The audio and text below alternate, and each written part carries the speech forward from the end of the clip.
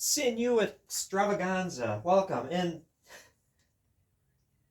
when I stopped the video recording yesterday, as I was talking about this, that, and the other thing, whatnot, etc., and I blanked out. What I was trying to remember when I started on this direction of my college life, transferring from civil engineering to geology, was I had air photo interpretation. So I'm getting addresses for possible stump jobs on Google Earth. Zoom in, you can see possible stumps in people's backyards. I know that's creepy. It's like Dale Gribble, I know who you are, but you don't know who I am, kind of a thing. But yeah, that's what I was trying to remember. Anyway, on to sinew backing. I have and this is one handy reason. You know, I've got like this small bow and I'm adventuring somewhere. I don't have to trip over a long bow. Everything in one nice package. Just a little 39-inch bow. And dried down nicely. It's very nice, even surface. Look at that. No gaps, no runs, no errors.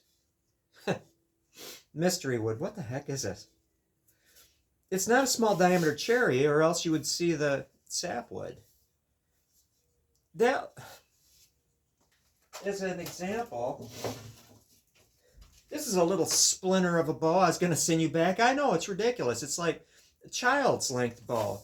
But just a little D-bow on this level. You know, seriously, this small game thing. Not much to that. This is walnut. This is mystery bow wood. I don't know. I don't know when I made it. Don't know where I made it. Don't know why I made it. Don't know where it comes from. But I used backstrap sinew. And I'll explain that in greater detail because not everyone watching this has sinew backed. You can see it right here, the tips. And I still haven't decided what kind of tips I'm going to do on this.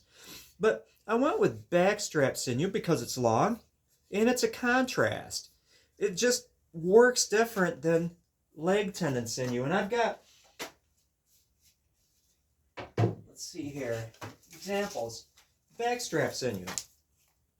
It's stuff that runs along the back. And it's long. Good for sewing, good for fletching. And these are very short. This is why I still have these two. These are short ones. They'll be maybe 50% longer and longer ones. This is what a leg tendon, where you get the sinew for that. And just, I would say offhanded, this one's a little longer than this one. Which many people, wow, why don't you back bows with this stuff? Look how long that is. You're not going to have all the little junctions in here. And you're right. This makes wonderful backing for bows. In fact, when you do horn bows, you don't use leg tendons, you use this stuff. Use backstrap sinew. But it operates a little differently. When you process this short stuff out, it's light and fluffy and it just absorbs stuff and it seems to stick a little easier. A fellow of my acquaintance said there's only one kind of sinew in the world and it's whitetail leg tendons. Obviously that's hyperbolic, but it just goes to show stuff works really easy and you layer it, brickwork, you know, you don't just have it like a roof, like brick wall. And it's pretty strong. This doesn't seem to want to work as easy, although it does. It does. Now I have a comb I use, and I need to have it a little tougher because these little teeth things are always bending. They're just little nails pop through there. I need to update it. I need to make it with more of these things, you know, for combing it out. Now, I wouldn't use the whole strip, you know, you break it into bite-sized pieces and you comb it out. But I need to make this a little stronger because these things bend. Just too soft, and I want to have more of these things. But this leads me to kind of the next point. Said I was going to do it, I'm going to do it. Now, this fellow sent me an email I'm not going to dox him. I'm not going to say his name. And he happened to work out his own issues. He sent me this question, email form, and then sent me another one. You know, he corrected it. But I thought this would be kind of an interesting little tidbit for you. And chime in with your own whys. Anyway, hi John, I'm working on a sinew back Osage bow and I ran into an issue. Multiple things could have gone wrong. Maybe you could help me isolate my issue, and he solved it on his own. I've used your wet method for sinew backing maybe 5 times now on hickory bows and absolutely love it. Yeah, so do I. That's why. This time I tried using your wet method, but instead of leg sinew and a hide glue mixture, I used back sinew and watered down tight bond. Immediately, I noticed my tight bond mixture is not nearly as slippery as hide glue, so that it was a mess. Also, my sinew fibers were much more bouncy than I'm used to. They almost seemed cooked. I don't think I used hot water, but that's how they were behaving. I unwrapped my Osage stave after a week and the sinew backing had completely failed. I thought I prepped my back well enough, sanded it with 120, scored it with a hacksaw blade, degreased it with acetone. Hoping you could tell me where I went wrong. I'm going to offer a couple things. First of all, if you were to conjecture, take a tight bond 3 and water it down, I just think it's going to operate a little differently than hide glue. I don't think it's going to be as happy as if you water down hide glue and let the stuff soak in there. I think that could have been the major problem. When you use tight bond 3, basically you can't water it down to that extent. Maybe soak the backstrap sinew that you have prepared in water. You know, I always say I don't like soaking it in pure water, but I have, you know, and then use tight bond 3 and it works out well. I do that with my rawhide backing, and I think the rawhide would, you know, kind of the same. Soak it in water, it gets all rubbery. But in the tight bond 3, it bonds well. So maybe that would be it. If you have any other advice or, you know, what you think went wrong there, yeah, but I don't think you can. That's probably the biggest thing, is don't water down your tight bond 3 and then soak something in it. Same as you would use with hide glue. I just don't think it works out well.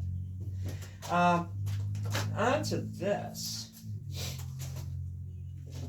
One last thing. I have a friend, and I'm not going to dox him. He is an extremely good point maker, making points out of stones and knives. And this was a knife. Well, it still is. You know, a small one. I'm going to hold this up. And I brought up the fact that, do you ever make knives that are just like full tang and then you can just wrap leather around the thing? So you don't have the typical, you have a knife and you stick this much into an antler handle. It's a weak point. And it took me a little bit. I had to draw a diagram because he was thinking of this famous dagger. Danish dagger, I think it is. Very complex and stuff. I wasn't thinking that complicated. Just, you know, if you're a point maker and you make knives and you put antler handles, consider just make the blade and just make it so there's like a handle the same stone and wrap it with leather so it's a little stronger. They're pretty, don't get me wrong. You have your stone blade and you have the antler handle. Those are gorgeous. But as somebody that can break things really easily, I think it would just be more usable and more functional just to lengthen it out and then just kind of form the handle that wrap full tang stone knife. Glad I found that. That was in my quiver. Then I've got that kind of, it's not cedar. I think that's Sitka spruce. You know, I've got so much stuff here. Okay, this is one I made. This is river cane with probably oak. Love these kinds of arrows, these composite arrows. And this is dogwood with the grooving in here. Boy, I made this arrow a long, long time ago. And I actually did these from bigger pieces. I'll go out, gather 7. 7's the magic number. You bundle them together before you even take the bark off. Let it dry, cure up. Then I had that bone with a couple holes bored into it. Get it so scrape, scrape, scrape so you can fit that section. Just keep working it up all the way so that bone fits tightly, and it burnishes it because you're very careful. And you can make a matched set of arrows, and you don't have to go find shoots that are all the exact same size. This is cedar. That's just white cedar. And this obviously was an experiment using like a dowel maker. I didn't complete it. Gosh, that feels, the heck is that? It feels like poplar. Like just poplar you'd buy, you know, at the lumber yard. And there's this knife. I'm going to keep that out. I'll stick that in there, but yeah. Worked out well. I'm going to cut it off at that. I think I've yapped enough.